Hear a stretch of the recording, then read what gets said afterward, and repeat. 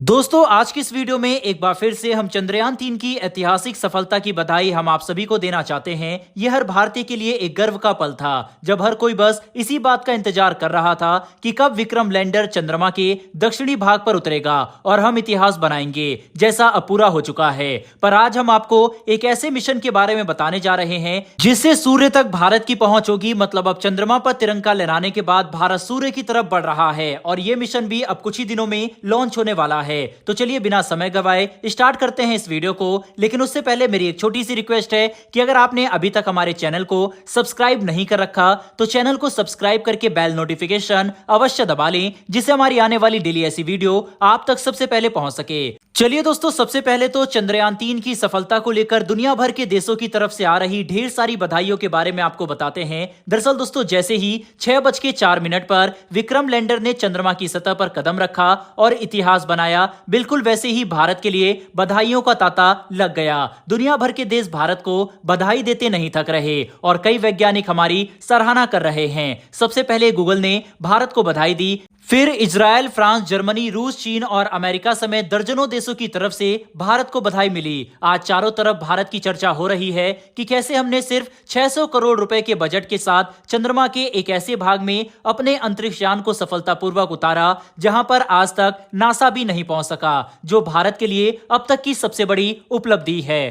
क्योंकि इस भाग में भारत को कई ऐसे खनिज पदार्थ और जानकारी मिलेगी जो भविष्य में हमारे काफी काम आने वाली है। तो दोस्तों, जहां एक तरफ सभी देश चंद्रयान 3 की सफलता को लेकर हमें बधाइयां दे रहे हैं, वहीं पर दूसरी तरफ भारत अब सूर्य पर अपना पहला मिशन करने के लिए आगे बढ़ रहा है। दोस्तों, हम बात कर रहे हैं भारत के पहले सोलर मिशन आदित्य L1 के बारे में, जिसका मुख्य मकसद हमारे सोलर सिस्टम के बारे में महत्वपूर्ण तारे सूर्य को समझना है, जिसके ग्रेविटी बल से ही आज सारे ग्रह एकजुट होकर सूर्य की परिक्रमा करते हैं। बता दें कि सूर्य की वजह से ही पृथ्वी पर जीवन संभव है। अगर कुछ सेकंड के लिए भी सूर्य की रोशनी आनी बंद हो गई तो पृथ्वी पर जीवन का विनाश हो सकता है। इसीलिए धरती पर मौजूद वैज्ञानिक हमेशा से ही सूर्य के बारे में जानना चाहते थे, जिसके लिए अब भारत अपना पहला मिशन शुरू कर चुका है। लेटेस्ट जानकारी के मुताबिक चंद्रयान 3 की सफलता के बाद इसरो के वैज्ञानिक में आत्मविश्वास अब काफी ज्यादा बढ़ चुका है, जो अंतरिक्ष के क्षेत्र में हमारी बढ़ती जानकारी को साफ तौर पर दर्शाता है। इसीलिए आदित्य L1 को अगस्त के अंत तक यानी इसी मंथ के आखिरी तक या फिर सितंबर के शुरुआती दिनों में लॉन्च किया जा सकता है, जो पृथ्वी से 151.28 मिलियन किलोमीटर दूर मौजूद सूर्य तक पहुंचेगा, जहां पहुंचकर आदित्य L1 अपने पास मौजूद एडवांस सेंसर और सिस्टम की बदौलत सूर्य के बारे में काफी सारी जानकारी हासिल करेगा। इसरो की तरफ से लॉन्च किया जाने वाला आदित्य L1 पूरी दुनिया के लिए काफी महत्व रखता है, क्योंकि इस मिशन के जरिए हम अपने आदित्य अंतरिक्ष यान को लैंजीरियन पॉइंट में स्थापित करेंगे, जो पृथ्वी और सूर्य के बीच में एक ऐसी जगह है जहां पर दोनों का ग्रेविटी बल एक दूसरे को कैंसिल कर देता है। इसीलिए यहां पर आदित्य L1 के लिए रुकना और सूर्य पर रिसर्च करना सबसे आसान होगा, क्योंकि यहां पर रुकने से फ्यूल कंजप्शन भी काफी कम होगा। इसीलिए आदित्य मिशन में L1 शब्द का इस्तेमाल किया गया है, जिसका मतलब लैंजीरियन पॉइंट है। अगले कुछ ही दिनों में सतीश धवन स्पेस सेंटर से PSLV XL रॉकेट के इस्तेमाल करके लॉन्च किया जाने वाला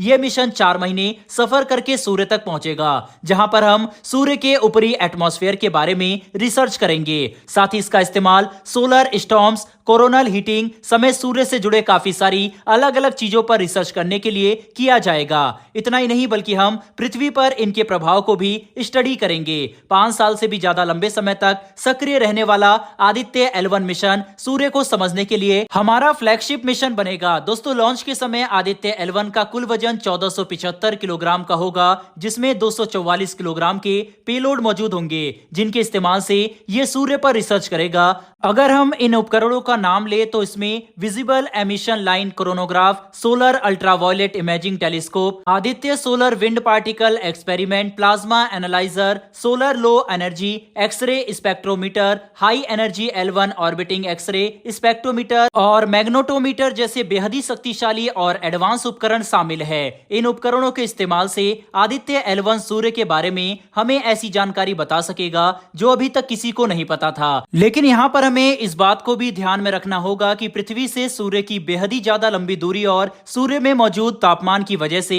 आसपास कोई भी मिशन करना काफी मुश्किल होता है। अगर हमारा यान सूर्य के जरा भी ज्यादा नजदीक पहुंचा तो इस पूरे मिशन में काफी तकनीकी चुनौतियां सामने आ सकती है। इसीलिए यह काफी जरूरी है कि इसरो आदित्य L1 को योजना अनुसार बिल्कुल सही समय पर लैंजीरियन पॉइंट में स्थापित करे।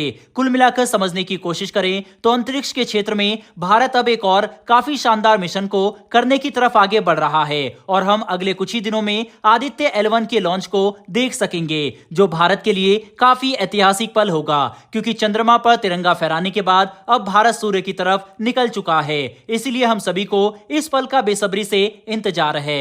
बहरहाल दोस्तों, इस वीडियो में इतना ही, लेकिन भारत की स्पेस एजेंसी इसरो के लिए कमेंट बॉक्स में एक जय हिंद लिखना ना भूलिएगा। साथ ही हमारी आने वाली डेली ऐसी वीडियो के लिए चैनल को सब्सक्राइब कर बेल नोटिफिकेशन अवश्य दबा लें। फिर मिलेंगे ऐसी एक नई वीडियो के साथ। धन्यवाद। जय हिंद।